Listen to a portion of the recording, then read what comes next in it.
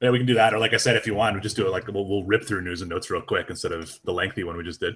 I gotta go get something to eat after this. Yeah, I'll take full responsibility for it, and we'll get him on, and then we'll do like a quick open, and then just I'll be like, so news and notes this week didn't record because I'm stupid.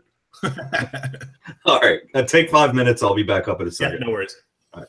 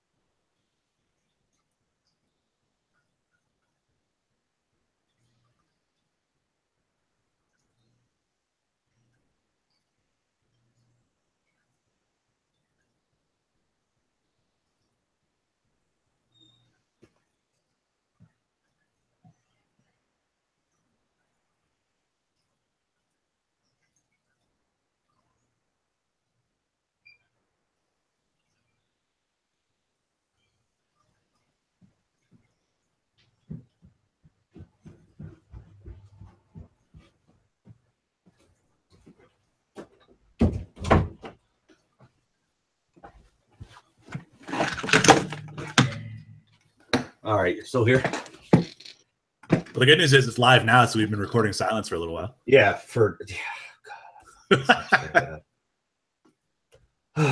yeah, I don't know why I hit record after I knew it was going to be a minute until we were actually recording. Oh, that's man. Okay. Give Shane something to look at. Send him that and be like, what the hell is this?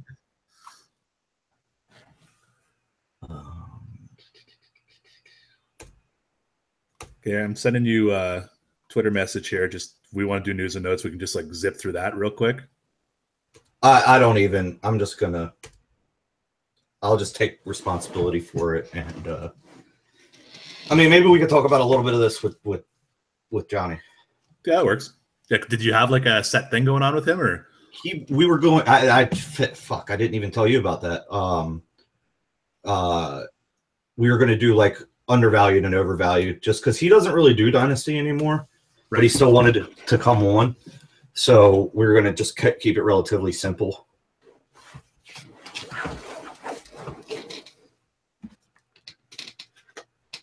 You should still get in, thanking guys who put their rating in and all that kind of stuff. Oh, yeah. Good point. Make sure you work that in for sure.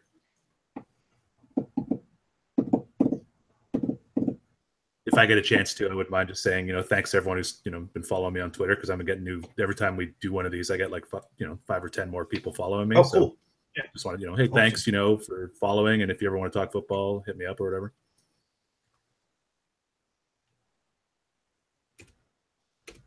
Romy was just messaging me like, when are you going to get me on? You said 7:30. It's like, it's not 7:30 yet, though.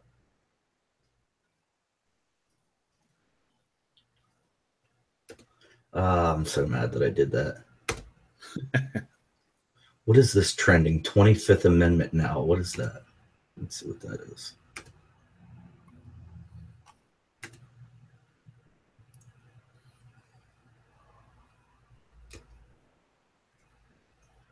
Shows how different yours are. My trends are all about hockey signings and Canada 150.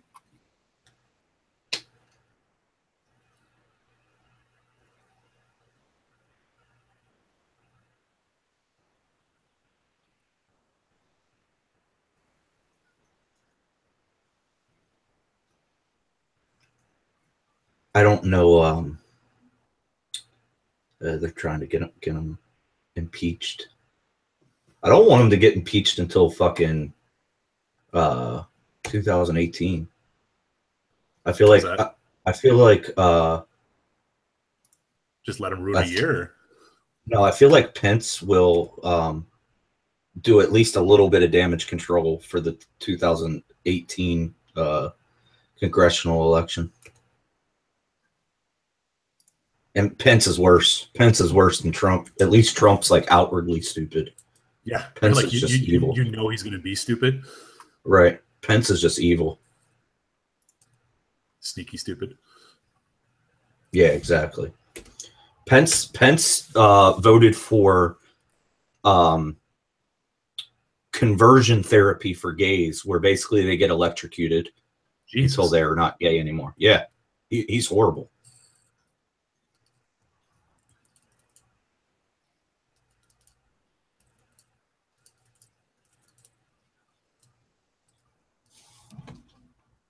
That's so funny. He was just messaging me. I went to grab another drink.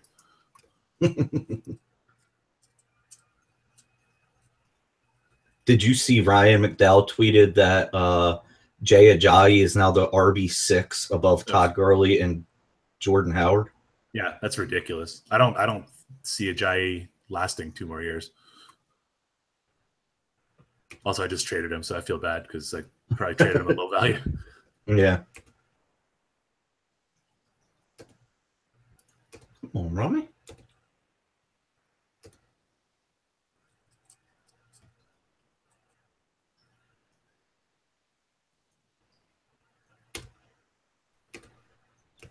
There he is. What's up, brother? What's up, man? Do you know Jesse? Who's Jesse? Jesse has been with us for a little while. He's our new co-host. Really? I think we've talked a couple of times on Twitter, but I don't know if we got anything specific there. Nice to talk to you. What's up, Jesse, man? Are you like Jesse's girl? That's the wife. I don't know, dude. I was just throwing a Jesse joke, man. Not a lot of Jesse jokes out there, so. Yeah. How you been, man? How's your staycation? Pretty good, man. I've been drinking all day, so hopefully this won't be too horrible. Well, you'll only add to the horrible because we just did the first segment and I forgot to hit record. Oh, nice. Sweet, dude. So what we're going to do is I'm going to come in with like the way I normally open the show, and then I'm going to take credit for being a dumbass, and then we'll just do a guest segment, and that's all we'll do this week. Yeah. I think everybody's probably out partying and doing 4th of July, and it's like the literal dead spot in the dynasty. I mean, I think we're going to get a shit ton of listens, but as far as news goes, like actual hard news to report on. Dude, I do one podcast like every 6 months now, if that. So, I mean, hopefully, like if people still give a shit about what I say, then maybe you'll get enough listens for that. But we'll see. You've been saving hot takes, I guess. Yeah, man. Hey, run me hot takes. Why not, man? All right. Welcome to the Dynasty One podcast. I'm your host, Carl Safchik, and tonight I am joined by someone who hopefully remembers to hit record when they're trying to record something, unlike me, and that is Jesse Patterson. How are you tonight, Jesse? I'm still doing great.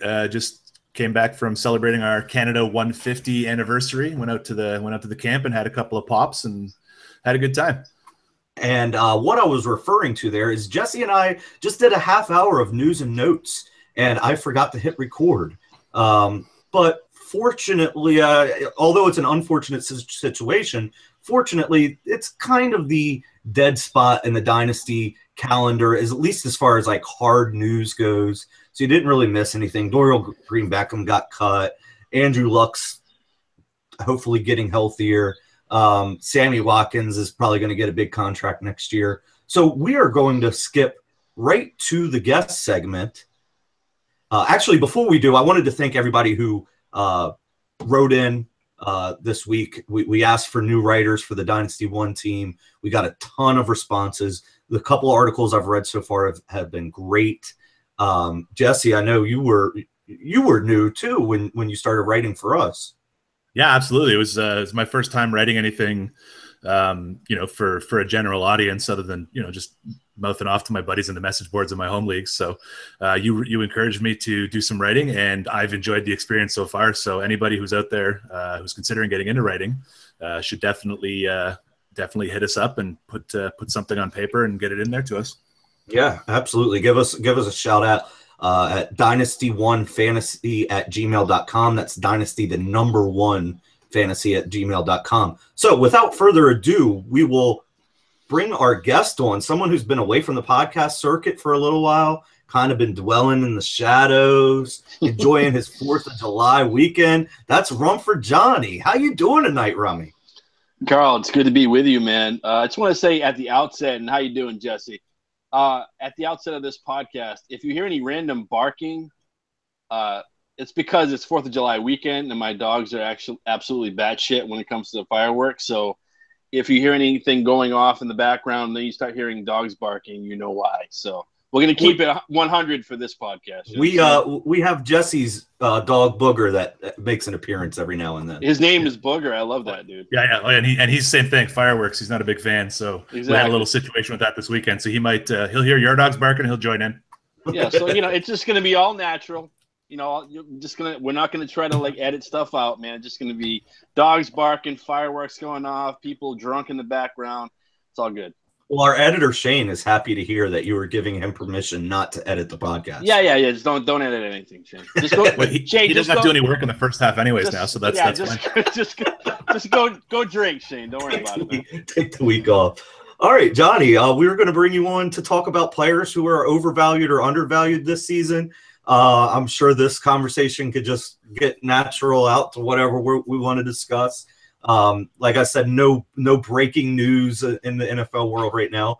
Why don't you hit me with somebody who you're looking at who's undervalued this year? Somebody that's undervalued this year. Oh man, you know what? Listen, I think that it's probably somebody that some would think would be overvalued. To be honest with you, that's even better at this point. But I think he's kind of undervalued, and I think that's Marshawn Lynch. I mean, I know it's for Dynasty, it's a one-off thing, but man, has he ever had a better situation where he's had a quarterback now, obviously a young quarterback who just got paid. He's got 2 great wide receivers to throw to. He's got an amazing offensive line. He's in an up-and-coming defense as well. He's never really been in a situation like this where he checks all the boxes. Now, granted, he's been off, away from football for a little while. People are talking about how he kind of fell off a little bit after that situation. But you have to look at where he was, too. His body was kind of beat up. and he was always a guy that gave 100%. And he's going back to his basically his home base of Oakland, be able to kind of show off, really, to his home crowd. And I love this situation. I think I know it's a lot of narrative street talk, but he's somebody that I really love to invest in for a one-off while people are really kind of getting ready to dump him. If you really want to help yourself win this year while still building for the future, that's somebody I still really want to have pieces of this year. Yeah, Lynch never had a good offensive line in Buffalo. He came to Seattle after the Walter Jones and what was his name, Steve Hutchinson, after that era. Yep. So that was after that. I mean, Seattle offensive line got worse and worse throughout Lynch's career. What do you think about Lynch, Jesse? I'm liking him as like a 1-year rental kind of guy. You never know; he may stick around for another year. But I agree with Rummy that he's probably a kind of a one and done kind of guy. If you can get him and just plug him into your lineup for the year, I think you're looking at someone who's going to be a difference maker right away. Yeah, you look at some of these young running backs. I mean, we go back to 2013 where it was Trent Richardson, David Wilson, Doug Martin. A lot of these guys that even last year, Todd Gurley, we don't know if they're going to be great for more than 1 year anyway. So I think the whole age thing, at least at the running back specifically, is overblown. Do you have an undervalued guy just for this year, Jesse? I know there's one that we talked about in the news and notes that the public didn't get to hear. Undervalued guy. Running back. Jonathan Williams we talked about, right? Oh, definitely. Yes, that's someone that I've been kind of monitoring ever since I heard Kevin O'Brien talk about it on his podcast. Here's a guy that he just avoided suspension for an arrest. He had a little bit of legal problems there last year, so he's going to be going into the year healthy, suspension worry-free, and he's in a situation where he could just at any point, LaShawn McCoy could get injured and he could just take over that number one job and be fantasy viable this year. Longer term, looking into the future, I mean, who knows how long Shady's going to still be there. He could be the number one running back in a running back heavy offense as soon as next year. Rummy, I mentioned earlier in the show that not to compare them as players, but just as far as situation goes, that Jonathan Williams is a much cheaper Derrick Henry. Would you agree with that? Oh yeah, absolutely. I think Henry right now is just really being elevated by a lot of OTA speak. Obviously, coaches and beat writers. Wyatt, who's a really well-known beat writer. He's been pumping up, Henry as well, and obviously like a lot of the rookie guys. Not to get off on a tangent, but he's pumping up Saquon Taylor as well. I think when that happens, it obviously pushes down value of veteran guys and other players that you really kind of have to look at that opportunity and jump at that. So, I mean, for me, somebody like Williams is a much better value because I think people are still really sold on McCoy. He really hasn't fallen off yet. And when he does, obviously the opportunity for him for Williams to jump in and really take a massive role is really built in for him. So he really is sort of the discount, the Derrick Henry after taxes, if you will, I like to say. I think that's somebody that I would definitely want to, buy later on in drafts for sure. Yeah, I think Gillislee rushed for like 600 yards with a healthy LaShawn McCoy last year. So right, exactly. As far as the Titans offense goes, Rummy, who are you buying there? Personally, I want Marcus Mariota and DeMarco Murray, and that's it really, because I could see the ball being distributed among a lot of different people. Yeah, and I kind of listen, man. I know you're setting this up to sound like I'm building up all my brand, air quotes, hashtags. But I love when a player or at least an offense is really sort of ambiguous. You really don't know how the distribution is going to go, or even if it's an offense where it's sort of set up for the quarterback to really distribute to a lot of different players and just the open man, quote unquote. I love the the syrup over pancakes scenario where Mariota really is. I'd rather have the syrup. He's the guy distributing to all the different pancakes rather than trying to find out which pancake is going to lead the team in targets or be second in targets. I don't think that necessarily will be the case. I think you'll see a lot of guys who will be very, very close together in terms of targets. So why go after that when you get somebody like Mariota? I was big on Mariota when he came out. The year he came out with Winston, that was a year I invested in dynasty leagues, paying up slightly a little bit more for my quarterbacks in that year, and I was able to get in both 2 or 3 different leagues. I was able to get Mariota and Winston because I love their upside and teams building around them, and basically when you looked at the subsequent years in terms of quarterbacks and so forth and so on, they just weren't there. They really weren't checking those boxes. You look at the Carson Wentz and Jared Goffs after that fact. I mean, they're just not even close to those guys. So for me, I love having a piece of the offense via the quarterback, like you said, Carl, Mariota, rather than trying to determine if, even though I do love Eric Decker, by the way, this year, I think he's great for rather than going after Davis or going after Taylor, who's getting hype right now, or even Delaney Walker. I'd rather get somebody like Decker, who's still annually undervalued, and also tying him to somebody like Mariota. I think it's a great tandem. Yeah, I think that that Decker could hurt Walker more than even some of the other wide receivers. Yeah, absolutely. Yeah. Are you a pancake or a waffle guy? Waffle. Even though I use that analogy, I'm definitely a waffle guy, man. You get the nooks and crannies, dude. That's where the syrup just kind of falls in, and it's just that's where all the flavor is, man. You might need to. Too. The butter's all sitting in there. It's all good. Going. It's waffles. all good, man. Yeah, you can put the fruit on top of it. It's all kind of settling in. You know, it's like put some compote if you want to get fancy. You know what I'm saying? Delicious. You might need to update that analogy, Jesse. One thing that we hit on earlier. Surf on waffles, bro. I keep mentioning stuff that we talked about earlier. Now, the listeners, you already know that it's because I wasn't recording. Want to talk about another undervalued guy, someone that the Ravens have been talking to. Yeah. As of right now, the latest report I'm seeing is that they have some interest in Gary Barnidge. I think the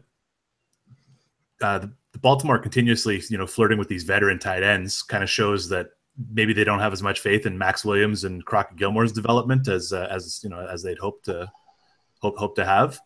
We saw last year with Pitta being was it reception leader last year or receiving yards leader last year he was tops in he was tops in receptions, third in targets. So, we've seen them be able to work a veteran tight end in there and make them fantasy viable as long as Flacco develops that rapport with them early. I could see someone like Barnidge stepping. In fact, what we talked about earlier, which nobody gets to hear now, is that I'm very surprised Barnidge hasn't been signed yet. As soon as he was cut, I figured maybe someone like Jacksonville would step up or something like that. So the fact that he's still out there, I don't know if maybe there's some sort of some health issue to worry about, but certainly I think he could step in a team like the Ravens and really contribute. Yeah, Dennis Pitta was the tight end 8 last year with only 2 touchdowns. If Barnidge came in and saw any type of targets near what Pitta got, I think he'd be in for some sort of positive TD regression. Rummy, we talked about the syrup over the waffles. I'm just going to go ahead and hashtag and copyright that. What do you think about Baltimore? I mean, they kind of did the same thing. They signed Macklin, a veteran wide receiver that will probably play the slot a lot like Eric Decker. Already had a couple veteran wide receivers and Mike Wallace, who played pretty well last year, and Brashad Perriman, who has a lot of upside. A lot of people like him at the very least. He has a lot of perceived upside. What are you doing with the Baltimore offense? It's kind of difficult. I love to be able to slap that same same label on Flacco, but he's somebody that really hasn't had a lot of high ceiling years. He's another guy. I'm gonna use one of my other analogies. He's sort of a crawl space guy. I knew it was going to be the crawl space.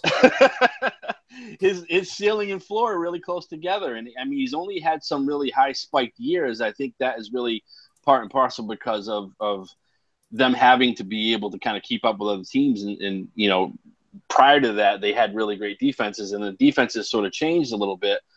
And they were more of a run-based offense. I still think that will be the case with them.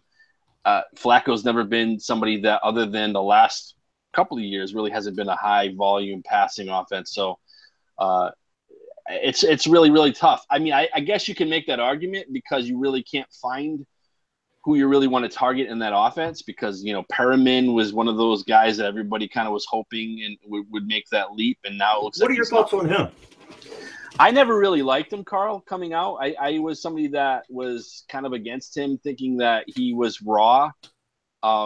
He's sort of the Greg Oden of the NFL. We need to see his birth certificate. I think he might have gone to school with me back in the day.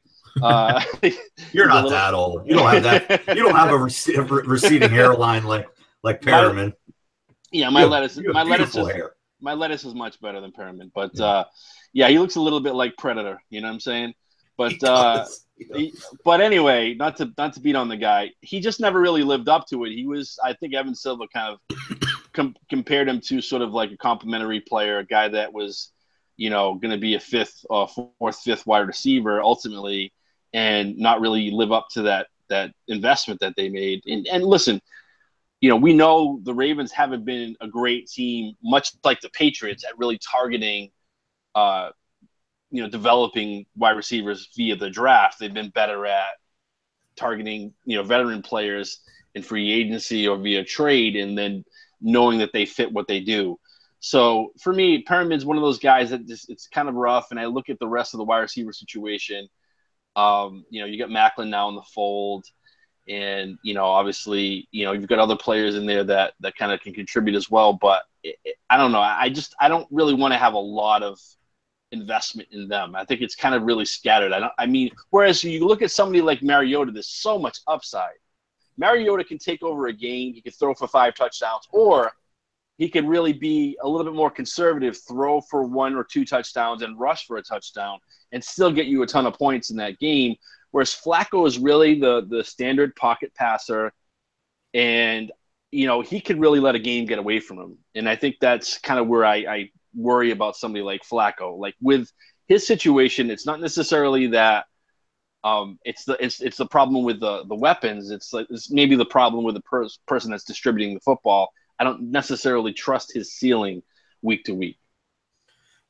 Now, is that, as exciting as the 2014 wide receiver draft class was, the 2015 wide receiver draft class was equally as disappointing. I mean, other than Cooper, you got Kevin White, Devontae Parker, Perriman, Jalen Strong, Philip Dorsett, Doyle Green Beckham, who just got cut, Devin Smith, who can't stay healthy, Nelson Aguilar, who's been very disappointing, Tyler Lockett injured, Chris Conley, Sammy Coates, Rashad Green, Devin Funchess hasn't been able to put it together. The one late hit was Stephon Diggs. Another late hit was Jamison Crowder. But outside of all those guys, a lot of people had high hopes for Justin Hardy, DeAndre Smelter, Ty Montgomery moved to running back. Kenny Bell has done next to nothing.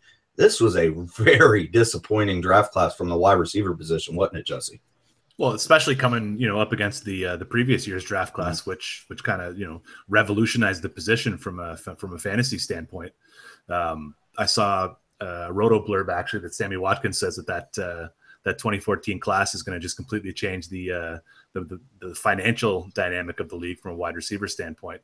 So the poor 2015 class is like the following act to some great comedian who just slayed the room, and now they got a whole lot to compare to, and it's just not happening for them.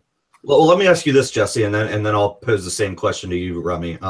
If you were to pick one of these following guys to break out next year, who would it be? Kevin White, Rashad Perriman, Jalen Strong, Philip Dorsett. We'll just go with that whole list I just gave. That Devin Smith, I think, is out for the year again. Nelson Aguilar, Devin Funchess. Yeah, Funchess is on there too. Perriman's in there. I don't know. That's a whole lot of we hope is going to happen, but has never actually happened. I guess maybe Kevin White would be the one I'd want to buy, just because we haven't seen him not do anything yet because he hasn't been able to stay healthy. The rest of the guys, they've had their shot. Perriman had a whole season where he could have done something. Funchess, they've been trying to force him to be a thing for 2 years now, and he hasn't been able to do anything. Jalen Strong's been already passed by Will Fuller and Braxton Miller. So I guess Kevin White's the one I'd have to hitch my wagon to, but I wouldn't be happy about it. Rummy, are you going to pick the same guy? Exactly. Yeah. And unfortunately, it's like with the same sort of trepidation as Jesse. I think that, we look at this class as a whole. It's just like maybe this is just a really slow developing class. I mean, maybe one or two or three guys will at some point really, show something, really break out, but maybe they're slow to break out, or maybe they won't at all. I mean, maybe it's just a bad class. Historically, we'll look back and say, man, what a garbage class. And we really overestimated what they did in college. I think, listen, I think the reality is that we're all pretty bad at evaluating talent. I mean, based on what we see, I mean, based on what the numbers say. Because, I mean, I think in college, if you're a very good player in college, you can be matched up against a really bad player and look really, really good. And in the NFL, all the best players are selected. And ultimately, a majority of the best players are on a defense. So if an offensive player is matched up with them, they're going to look necessarily a lot worse at the next level. So in college, yeah, everybody's going to jump off the page. And I think that's kind of what we have to remember, is that some of these players, there's a small percentage of these players that are really, really next level talent. And, we look at a class like that, they can get hyped up by somebody like Mayock or anybody in on the, the high level of draft analysis. And because that's their job, but falling for that necessarily when we really know that maybe a player isn't really that good, and everything that we look at in terms of checking the boxes of what we see on film, they don't meet that, then we probably should follow that instinct and just say, you know what, I'm really not going to invest a lot in those players. And that's, each year where you learn a little bit more, I think. And I think that's a bad class overall, really. Well, this is fun. Let's stick with the 2015 class. And you as much as you missed on Kevin White, and I put missed in air quotes because a lot of it's been injury. There is one player in this group that I'm going to mention next that you did hit on, I think, and that's the running back group from 2015. What's really funny is we can look back at what we thought of them at draft time, and then what we thought of them the next year, and then what we think of them now. It's like night and day, and then like monsoon season, because it's changed so much. We had Todd Gurley, who's the top prospect. After his first year, everybody was gushing up about him. Now he's down to, I think, the running back 6 or 7 in Dynasty. Ajayi now, according to Ryan was putting. Which is who I was going to bring up next. And, if you want to toot your horn a little bit, Rummy, as much as you took the Kevin White failing in grace, I know you were big on Jay Ajayi when he was coming out. Yeah, I mean, there are other players I obviously liked a little bit more than him, but I think that he showed to me that obviously let's start from the top, because obviously we have to, when we mention Jay Ajayi, we always have to mention his knees. Right. He's got a bone-on-bone issue, and his window might be 2 or 3 years. So to jump on him now is probably when you really want to, and probably be willing to pay to get him, because his window may fall out very, very quickly. So you squeeze as much juice out of that orange as you possibly can. And I think that you mixing it with some champagne. Yeah. Maybe a little mimosa action, whatever. I mean, we're day drinking right now. So I think that's how you have to look at him. I think the shelf life for a running back, especially running back with some injury history, you have to look at them in a 2 to 3 year window and be able to spot when they're going to start falling off. When you start to see a little bit with them, maybe that's when you start to unload them in your dynasty leagues. Is look at Jay Ajayi when he's really kind of. It's almost like real estate, Carl. When you know that the everything that they're telling you on NBC or whatever, they're telling you that the market's about to fall, the real estate market's about to tumble. That's when you really want to sell your house, buy another house, and then just wait till the market levels off. And I think that's kind of where you have to look at players like Jay Ajayi. When you see that he's had a great year, maybe he has a great 2017, and then 2018 it starts to tumble a little bit. People are still excited about him. That's when you move him, because you know that potentially that cliff could come really, really quickly with him, because the knee issue is real. It's gonna happen. I mean, he's not gonna necessarily play 10 years with that situation. He's a tough player, but he probably won't have a 10-year career with a bone-on-bone knee issue. Now, Todd Gurley went 10th overall that year. 5 picks later, Melvin Gordon went. Tevin Coleman in the third. Amir Abdullah and TJ Yeldon in the second. Duke Johnson went in the third. And after all of those players that I just mentioned is a player, Jesse, that I want to know how we missed so badly on, not just us as a fantasy community, but also the NFL draft community, is David Johnson went 86th overall. How did we miss on him so badly? Yeah, I don't know how that situation just kind of fell like that. I mean, I remember, heading into that rookie draft that season, I was reading up on a lot of guys, and Duke and David Johnson kept coming up back and forth, and a lot of people preferred Duke Johnson to David Johnson. And I mean, that couldn't have been further from wrong right now, seeing how their two careers have gone. So I don't know if it's just a situation where people, the Browns preferred Duke Johnson. Yeah.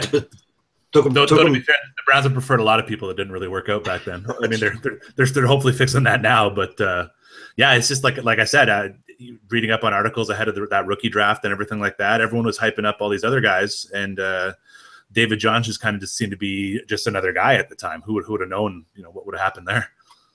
Well, how do we miss so badly, bro? Yeah, listen, I'll tell you, because I wasn't a David Johnson guy. I know Evan Silva wasn't a David Johnson guy. A lot of people weren't a big David Johnson guy because, and I'll lay this all out for you. He went to a small school, okay? He had pretty bad offensive line, play. He didn't have great blocking. He was very good with his hands. We knew that he could be a great pass catcher. He had a big frame. He looked like an upright runner.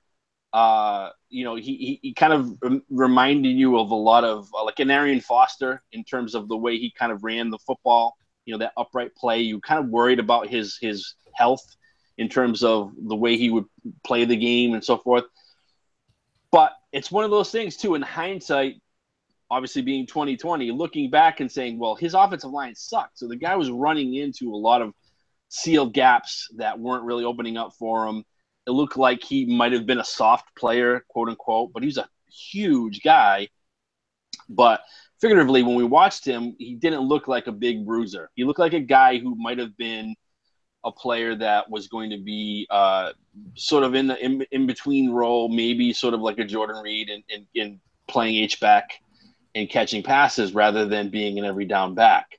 Now, granted, when he first came into the league, it was almost like Bruce Arians saw that in him and sort of used him that way initially. But once he was able to sort of take that opportunity and be the guy, he blew up. And he showed us that he could run between the tackles, that he was a bruiser, and that with decent blocking that he could definitely make it happen. So kind of proved that to all of us that he was an every down guy and maybe even more. Obviously, he was a great pass catcher and can be a guy on that same level of Le'Veon Bell and other guys who can catch a ton of passes in an offense. Now, Rummy, the easy transition here would be for me to go from 2015 running backs to 2015 wide receivers to 2015 tight ends, but there is literally no one to talk about at the tight end position. You have Max Williams and nothing. So what I want to do is make the transition from 2015 tight ends to 2017 tight ends, to which I think it is a vastly different class. I think that this could go down as a historic tight end class. Now, you don't have to share that opinion with me, but what are your opinion on some of these tight ends? You have any guys that you like coming out this year? Yeah, I think it's a very good class. I generally think that, and you probably agree with this, and I think most people that play Dynasty agree with this, that, with tight ends, it's a slow thing. It's a slow cooker position. What I like, again, that's a hashtag one for me. It's a slow cooker. It's a crock pot position. You have to wait. It's slow and low. You can't expect immediate returns for tight ends, at least in terms of rookie season returns. They're going to be probably tight end even if they're a great rookie, they're going to be tight end 25, tight end 20, maybe the best ceiling for them. I mean, they're really going to fall below a lot of veteran players that at least have a foothold on blocking and understanding a system and so forth and so on, just because it's such a hard position for a player as a rookie to come in and have a huge role. If they're not a great blocker, then they're not going to get a lot of snaps. Evan Ingram. Evan Ingram. Yeah, right. That's what I was thinking of as well. Same thing. Exactly. And I like him, but I think as a pass catcher alone, I mean, he's just going to probably not see as many snaps. And I think that he's the wide receiver. He's the wide receiver for it in that offense. Yeah, and obviously, and that offense is really, really crowded now. So for somebody like Njoku who has an opportunity, I mean, in an offense where there's certainly no – other than Kenny Britt maybe in the running game, I think there's no real definitive – like, I mean, I still – the jury's still out on Corey Coleman. I mean, obviously he's got an opportunity to kind of really take over a big role, and I do like him quite a bit. So there's obviously opportunity there. But that being said, you're still not overpaying for those guys. I mean, you're waiting to get them a little bit later in your draft. If you get them, great. You stash them, you hope, wait till they start to blow up. And then if at that point you want to move them, then you can do that. But for me, it's always the tight end position is always that position like where you can kind of grab somebody a little bit later in your dynasty draft, your rookie draft, and just kind of wait for them to blow up. Because people get so impatient with tight ends. Because if they don't blow up by year 2, man, God, they're packaging that tight end with somebody else to get player X because they just don't want to wait and see what happens. Because generally, those tight ends, not till year 3 or 4, do we start to see them really be who they are. I think this year's different. Jesse, do you have any like later round tight end guys that you like this year? I know we've kind of been Team Shaheen in the Dynasty One group chat. Yeah, him for sure. I like the situation there and the chance to maybe contribute in year 1. What's the one in San Francisco? George Kittle seems to be getting a lot of hype. I know that's going to hurt Eric's feelings because he's a big Team Vance McDonald guy, but I think he's he's getting a lot of OTA puff pieces. We'll see if that carries over into training camp preseason, but he could be someone a later value guy that still makes an impact from that tight end class. How about Bucky Hodges? Hodges, we'll see. Again, we talked about this. I think you were such a pessimist when it comes to Vikings players. You're a Washington fan. You should know that you can't get excited about your own players. For fantasy lately, I've been able to, but you really hate Minnesota players. I don't. It's one of those. You see those cheesy bumper stickers. I'm a Vikings fan so that they can be my pallbearers at my funeral and let me down one last time or something like that. I'm one of those fans. Do you like any of those guys, Rummy? Any of those like second or third tier tight ends in this group? Do you like Hodges? Do you like Jake Butt? I mean, well, I love Butt. You do love Butt. I'm a Butt man. No, I do. I mean, I liked him quite a bit. I mean, I love this tape quite a bit. I mean, obviously he's coming off of an injury and he has a little bit of a hill to climb, but yeah, I mean, I think again, I just kind of prefer to invest in those guys and stash them on your roster and not worry about them year 1 or year 1.5, and then see what happens after that. I mean, that's just kind of how I feel about it. Maybe I disagree with you a little bit, Carl, about this class. I think there's an opportunity there. I think Njoku could be the guy that really kind of it really takes hold. Yeah, I think he's just such an athletic freak that he could be, the Antonio Gates really of this class. I think he just has that athletic profile where he could just really blow up and like, wow, where did those 10 touchdowns come from? And I think that's what he has in his ceiling. So I do like him. I think that there's an opportunity for him, obviously, but outside of that, I'm not getting super excited about the class because I think that we kind of always overestimate. I mean, look at Hunter Henry's ADP right now. It's ridiculous. It's absurd. And I mean, Antonio Gates is like tapping him on the shoulder, like, hey, I'm not dead yet. Not dead yet, bro. He's still going to catch 8 touchdowns in that offense, probably. So, I have a hard time like investing in some of these players that everybody wants to continually write off the veteran option instead. So Hunter Henry is being drafted in Dynasty pretty much the same place as OJ Howard. So essentially, he's less than a pick behind OJ Howard on average. So let's just say Hunter Henry's being drafted above every rookie tight end. There's 4 or 5 guys I'd rather have. Yeah, on my Dynasty team. And OJ Howard athletically profiles so much better than Henry, obviously. So I mean, at least the ceiling is there for Howard. So I'd rather have the long-term investment of Howard over somebody like right now with Henry, who's being really, really pushed up right now by the community as far as ADP is concerned. I think that there's a good chance that Gerald Everett makes an impact too, even year one. I mean, Higbee didn't do too much. I guess he didn't get too much of an opportunity. Lance Kendricks is gone. The Jared Cook project is far from over. There's opportunity there for him. Yep, absolutely. All right, well, Rummy, I really want to thank you for joining us. You're like one of my favorite guys. You've been so supportive of us over the years. I really appreciate it. Yeah, well, it's me, dude. I'm just like I'm the Huckleberry of the community, man. I retweet the shit out of stuff. It says it right in my bio. If I like you, I think I like what you're doing and what you're putting out there. I'll support you and be a good person, be a good citizen of this community, and I'll be there for you, even though I, kind of like you said, Carl, at the outset, I'm in the shadows, if you will, lurking in the bushes like an old pervert. You know what I'm saying? That's okay. But I'm still happy to be there, and it kind of, if I can help boost people up a little bit, I'm happy to do that. And you're definitely the Doc Holliday of the fantasy football community. Why? Whatever do you mean? Can you give it? You know what? We can't have you come on and not do some impressions.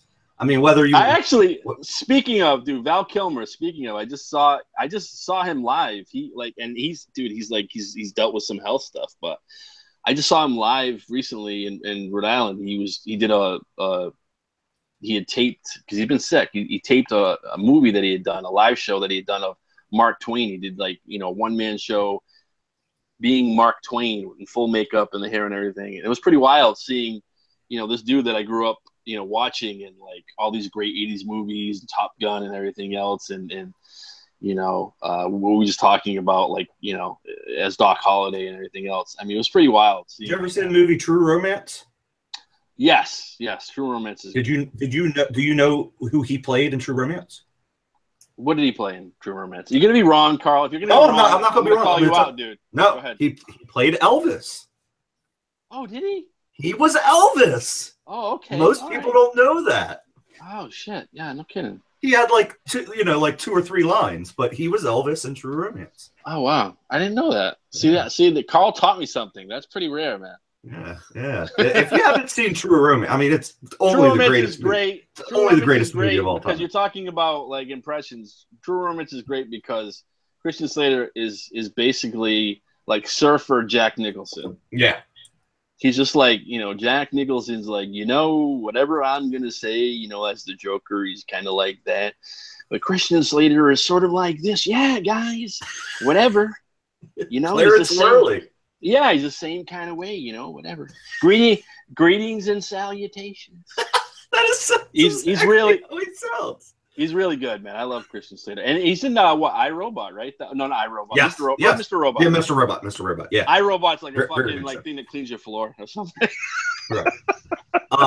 Do you have an impression of somebody in the Dynasty in the fantasy community? I know you do Ross Tucker. Is there anybody else you do? No, Ross Tucker was fun. I still want to get actually on the show because every other motherfucker has been on the show, for Christ's sakes. I mean, like, people are like coming out of like the woodwork to be on the Fantasy Feast. People that I've like beat continually in fantasy, which kind of sucks. But yeah, that was fun. Let me give you the real quick backstory on that one for Jesse, if he doesn't know, and their audience if they don't know.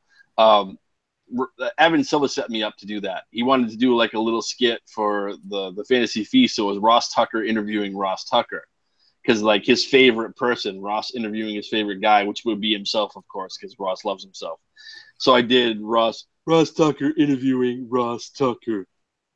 You know what I mean? So I just did that whole thing, and it was a lot of fun. And I do Roto Pat, from Roto World, whatever, I don't know, and I just do that raspy like Roto Pat. So those are like really my two go-tos.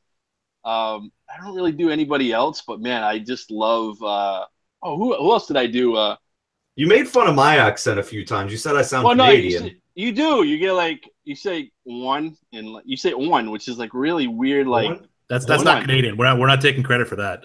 No, okay, that's very one. I don't know. You sound like you're like from Degrassi Junior High. If you remember that, like that show. I know Jesse gets that one. Oh Totally. yeah, for sure. I grew up in Canada. I had to watch that. So We only had Carl two does. channels. He does kind of sound like a character from like like that would hang out with Joey Jeremiah or something like. But I don't Snake know. and Wheels and the whole crew. Yeah, for Snake sure. and Wheels and BLT and yeah. Caitlin, see Jesse, I'm bringing it all back for you, man. Oh, I'm gonna have to go watch some classics now. It's on Netflix, bro. You catch all that shit now. Nice. But who else was it, man? Oh, you know who it was? Nathan Powell, dude. You guys know Nathan, right? do us a Nathan Powell. I did it. I think I did it for the guys too on the podcast. When I love Dynasty Tradecast. Yeah. I love his voice. He's got such a very distinctive voice. Nathan Powell. Odell Beckham Jr. Carl, we're not gonna have any more guests after this. You know that, right? No, I'm killing everybody basically. But I know I love his voice, and I say that like when I do an impression, it's because I really am like a fan of like the affectation of someone's voice. Love Nathan. And Nathan's great, so his voice is always cracking. I don't know, but I would definitely. I'm not going to invest in Hunter Henry, so. But no, I think he has an awesome voice, and hopefully he'll listen to this. But and know that I love him. But yeah, I just for me that's fun. Just like anytime I grew up doing that stuff, and different impressions and whatnot. So if anybody like in the community has like a really cool, distinct voice, I used to do the Matt Friedman one as well from Reviz. That's so good. That's definitely Matt Friedman. Yeah, I love Matt, and I try to like really hone in on his voice, which is kind of tough because it's got like little inflections too, but that are hard to really grab. But I love Matt because Do you have a Pete Manzanelli impression? No, but I did do a little piece for him as his cousin Rami Manzanelli. Oh, I remember that. So go check that out on. Yeah, I was supposed to be part of that, and I forgot, and I felt really bad because Mans is good people. Yeah, Pete Overzet who does the never heard of him. Never heard of him. Manzanelli character. Check that out. I know who Mans is. I don't know this other guy you're talking about. Yeah, man. So what's up? Get paid, get laid, buddy. What's going on? Yeah, he's awesome. So I was, that was fun to do that too. But anytime you get to do some like weird character or voice, I'm all for it, man. I'm like you. Like I said, Carl, I'm your Huckleberry. So line me up. I really appreciate you coming on. This was fun, not only to talk about fantasy, but also to talk about some of the people in the industry. It's always great to have you on. Everybody, you could follow Rummy at Rumford Johnny, and I suggest you do. He's a great follow on Twitter. Yeah, I need followers, guys. I really need followers. Help me out. Jesse, you've been getting some new followers at DF_Patterson, right? Yeah, every time I do one of the shows, actually, I pick up a couple of new people there. All right, I'm gonna thank him for that. I'm gonna pimp out Jesse then, man, on Twitter. So yes, he's gonna get the Rummy bump. Get the Rummy boost. For anyone who has started following me there, I just wanted to say, I appreciate the follow. If anyone wants to chat football anytime, just hit me up on there. I pretty much live on my phone, so I'm always available to talk some football. Plus, he's Canadian. Eventually, we're all going to live in his basement. I mean, come on. Exactly right. Essentially, Where else you we're going to move up there and then build a wall. Exactly. To keep the rest of us out. We're going to build. It's going to be built by Mexicans, obviously. So. All right. It's officially hit the fan. All right. You can follow Rummy at Rumford Johnny. Follow Jesse at DF_Patterson. Please rate, review, subscribe to the show so we could keep getting guys like Rummy on to do impressions and we could keep this train moving. Oh, well, that's a good analogy, right? Keep the train moving. Eric likes that one. You can follow the podcast at Dynasty One podcast. That's the #1. You can follow me at Carl Safchik. No underscores needed. Thank you, everybody, for listening, and have a good week. Awesome. All right. Thanks again, buddy. It was really good having you on. Cool, man. Thanks. Great. Yeah, man. That was a shitload of fun. And yeah, Jesse, do I follow you on Twitter, dude? No, not yet. Actually, I had to go look to see if I still followed you because I purged my whole list a while ago. Oh, and I just started following you like today again. So. Oh, you did? Oh, so now you're like, oh, hey, Rummy, I've totally been following you forever. I mean, it's been like a day. I've been a fan since day one, Rummy. Come on.